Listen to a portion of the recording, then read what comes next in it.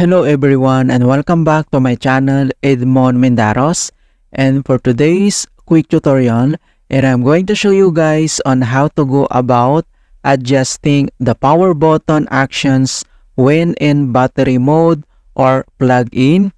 So you want to change what the function does, then I'll show you a quick method. And without further ado, and let's go ahead. So all you have to do is to open up on the search menu, and dito sa search for app, so type mo lang dito yung control panel and click mo lang dito yung open. So dito lang sa upper right side ay makikita mo dito yung category, so i-click mo lang yung arrow na yan and then select mo lang dito yung large icons para makita mo lahat yung settings. And next step, so select mo lang dito yung power options, click mo lang yan.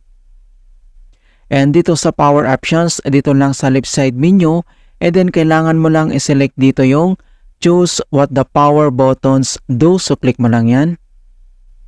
And next step, so dito lang sa power and sleep buttons and lead settings, so i-select mo lang dito yung when I press the power button, and then meron ditong options na on battery and then yung plug-in. Okay, so pwede mo na ditong i-modify, alright? So i-click mo lang yung arrow na yan, and then may mga options dito na sleep, do nothing, hibernate, and shutdowns. Okay, so select ka lang dito mga kaibigan kung ano yung gusto mong options.